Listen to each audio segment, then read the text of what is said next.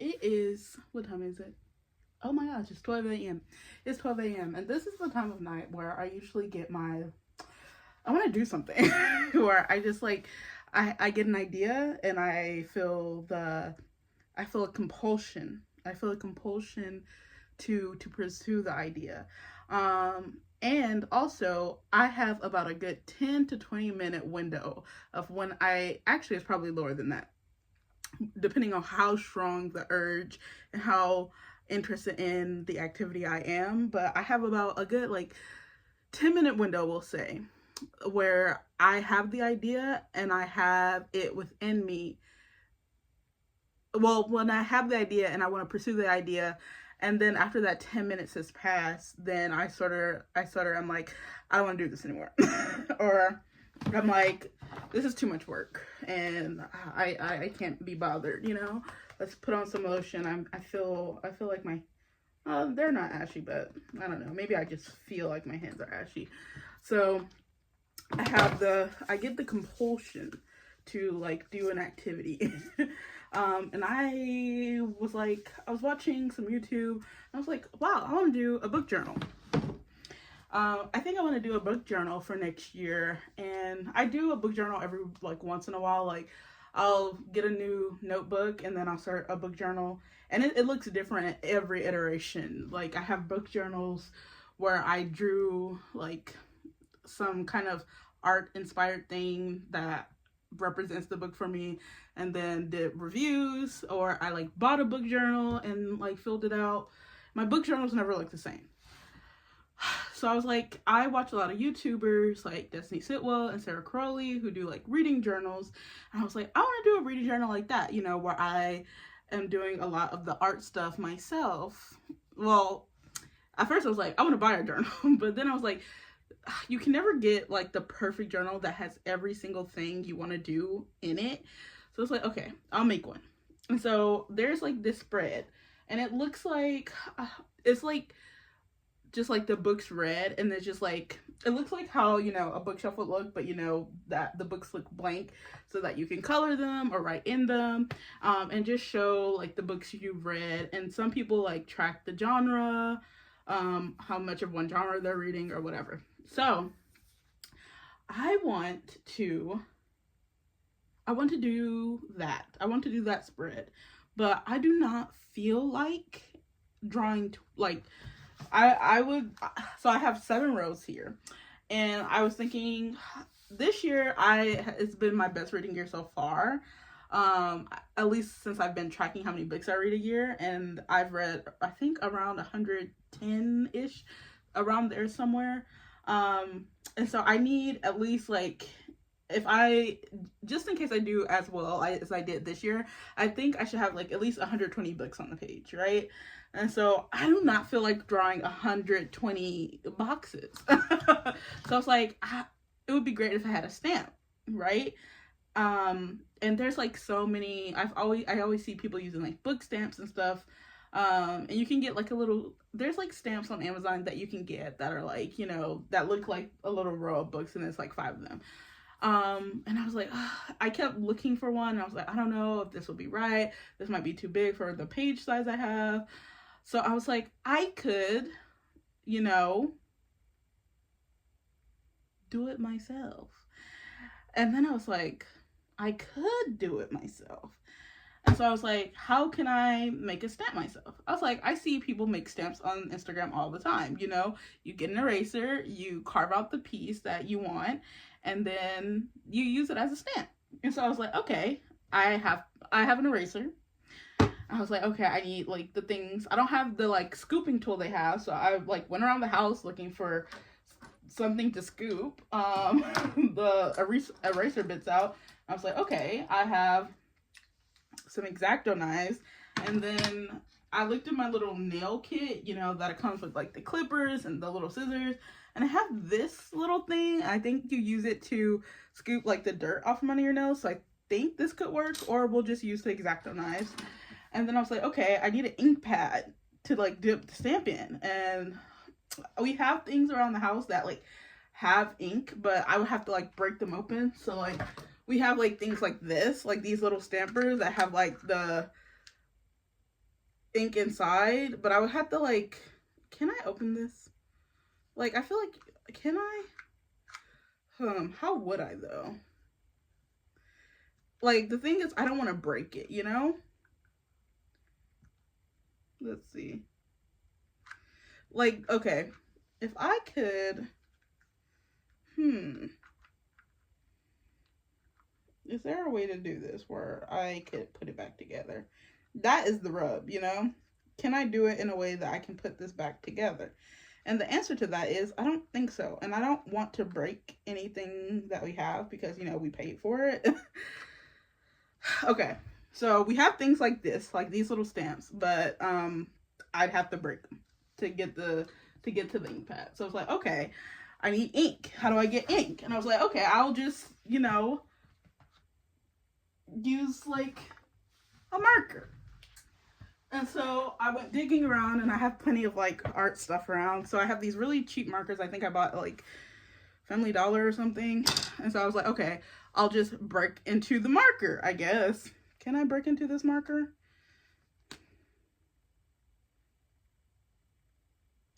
I had some, what are those things called? Not tweezers, but they're like the, you know, the tool. I have some of those upstairs. I should go get them. Or maybe I can just press really hard and get the ink out. So I was like, okay, I can break into a marker and use a marker and just use a cup and collect the ink and then use the stamp. So that's where we are. And then I was like, okay, well, if I have to like, maybe if I have to press out the marker, I'm gonna need a glove so I don't stink my hands. So we also have a glove. That is the kind of chaos person I am. Also, I think that's just like outside, it's not really outside the box thinking, it's just like pursuant of a goal that I care about. Because in any other arena, I'd be like, But I grew up as a tag kid. If you don't know what tag is, I don't know if it's all over the United States, but in the United States, in Georgia, where I grew up, there's a program in schools called TAG, which stands for Talented and Gifted. And one of the things they test for when you're testing into TAG, when I tested into it, I think in like elementary school, I can't remember what the test looked like, but I tested into TAG in elementary school, and they keep you in that until like high school. So, and in high school. So, I think they also test for creativity. And so every time I do something like that, where I'm just like, where I'm not taking the beaten path, I'm like, that's my talented and gifted side coming out right there. So we're going to do some talented and gifted kid activity. I'm going to do this, and I just like, if it doesn't go well, like the way I will quit on this whole activity and not do this reading journal, maybe at all. like if I quit on an activity, it will kill the entire thing. Like because I could just draw the books, but if I do this activity and the activity doesn't work, then I'll hate everything about this. So we are at a risk here. But I do love books enough, and I do kind of love maybe somewhat tracking enough that I could still do this even if this all goes wrong. So we're gonna try. I'll be back in who knows how long to show you any progress we've made. Let's go.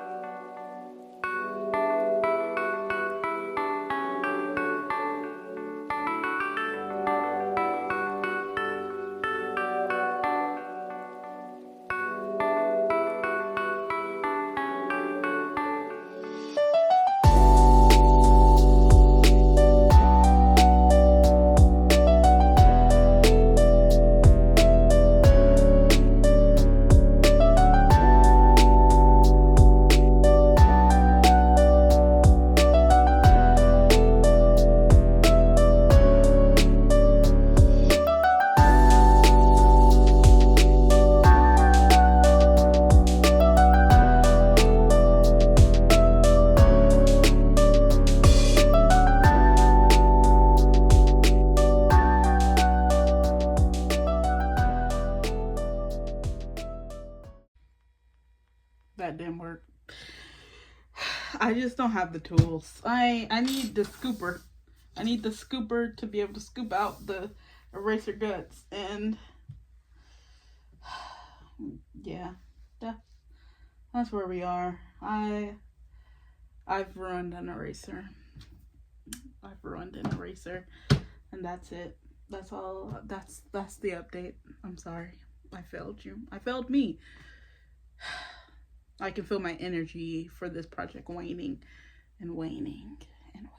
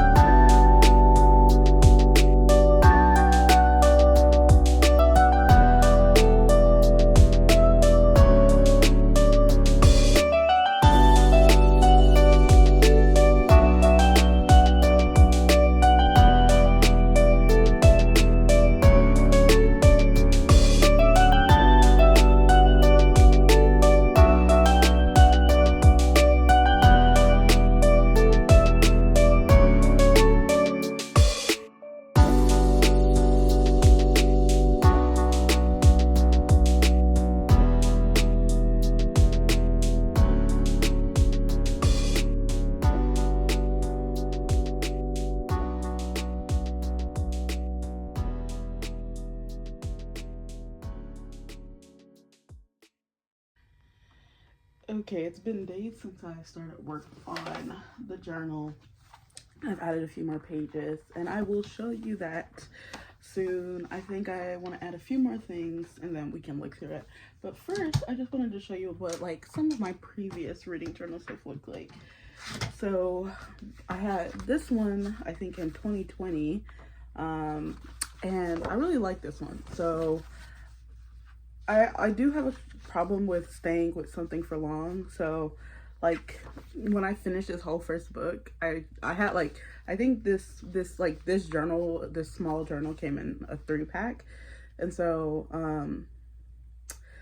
I was like, okay, when I finished this journal, I was like, let's move on to the next journal.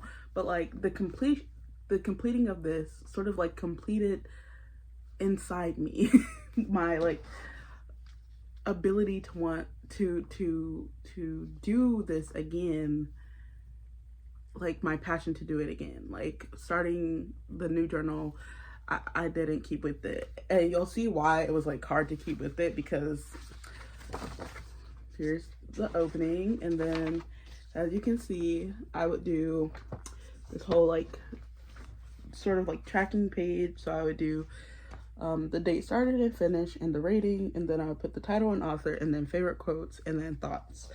And it's always been hard for me to like keep up with like doing actual reviews. So on Storygraph, I don't write reviews. I don't really use Goodreads to track my reading. I use it more to like, I use Goodreads because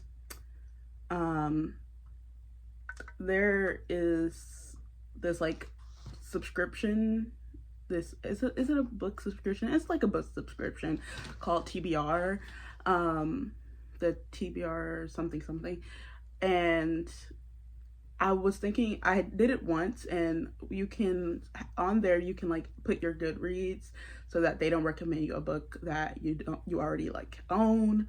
And I did it once, and I was thinking about doing it again, and I wanted to make sure they wouldn't recommend me a book I owned. So I wanted to have all my books in Goodreads so I can like add that if I ever wanted to do TBR again. So I don't really even use Goodreads besides to like put in, it's like another way to track how many books I own and what books I own. Yeah, so I don't do reviews because I realize it's just like, it's a hindrance to me wanting to track my reading, because I know as soon as I go on to like put in that I finished the book, I'll have to write a review on it. And so then I never put in the book I read because I don't want to have to write a review. So I just was like, you know what? I'm just not a review person. I'm just not going to reviews.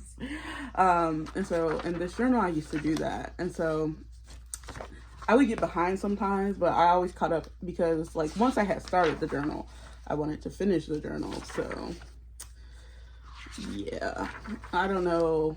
This was, yeah, like I said, this was in 2020. So it's pandemic times, and I guess, you know, it was just like, you know, people were making bread. I was like drawing art for my art journal. I mean, my reading journal. Yeah, some of these I'm really proud of. Like, I really like this one. And I really like this one. I feel like I've passed other ones that I like. There was like an apple, and I felt like I drew that apple really well. Some of them are plain, but some of them I was like really, like, look at that.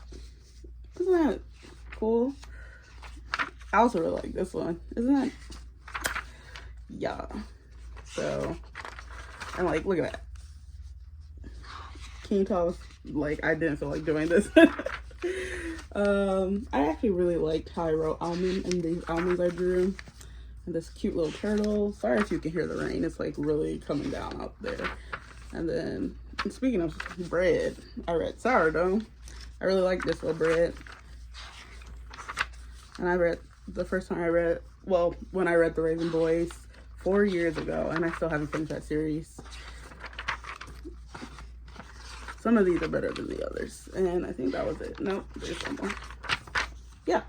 So this was a journal I did in 2020. I really liked this. I tried to do it again, failed. And then I think, when was this? So this is another reading journal I had.